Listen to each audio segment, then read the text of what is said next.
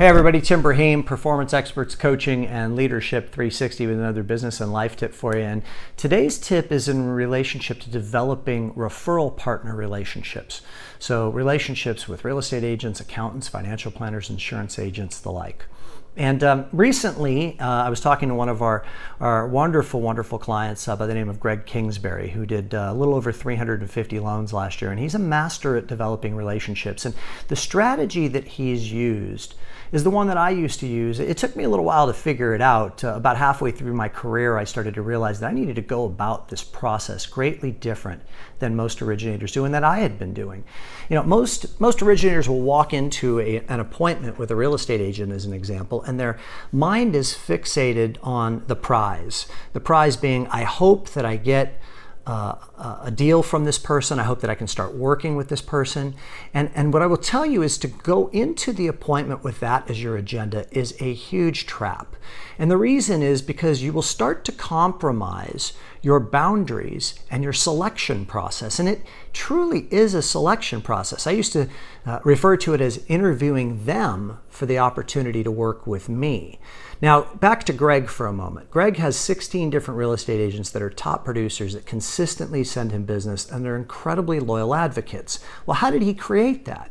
He created it in the same way that I did, which was to go about the process of speaking and engaging with a new prospective referral partner in a way that is relating to getting to know them and trying to figure out if they're the right fit to work with you. So Greg's strategy, is very similar to mine in the day, was to only ask for about a 20-minute initial appointment. And in that 20-minute initial appointment, resist any temptation to talk about yourself. Don't make it about you. Make it about trying to get to know them and asking them a lot of really intelligent, open-ended questions that will have them revealing to you whether they're the kind of person that you do want to work with. Have you ever had a situation where you've worked really hard to cultivate a relationship with a referral partner and it happened quickly and then you engaged in the relationship and it ended up being a really dysfunctional relationship? I mean, it's kind of like the equivalent of dating and moving that process along too fast and then being in a relationship that's not a very harmonious one, right? So, I mean, I really want you to pull back a little and be a little bit more strategic and a little bit more governing of your boundaries.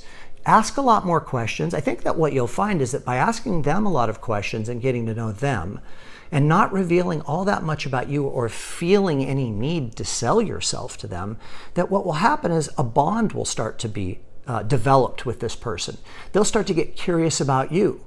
They will enjoy the appointment more because they got to talk about themselves and somebody genuinely showed interest in them rather than selling them. Now, think about it for a minute. When you're being sold, what's the first thing that really happens energetically for you is your guard goes up, right? I mean, because you don't want to be duped. You don't want to be tricked into something. You don't want to have pressure applied or feel like you have to give somebody a yes or no answer right away.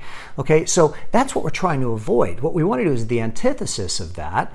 We want to ask them questions. We want to be friendly and engaging. And we want their guard to go down so they start to really reveal who they are. So we can start to assess and analyze whether or not there's a fit here. And always remember in closing this, it's a relationship. And by definition, relationships take time. There's a getting to know you process to determine whether this is a mutually good fit. It all makes sense, right? I mean, I think that you probably agree, but so few of us really follow this path because we're so fixated on the prize of wanting to get business from this person that we really compromise the process and make it a very unhealthy one in a lot of cases. I hope that you find this business and life tip to be helpful for you.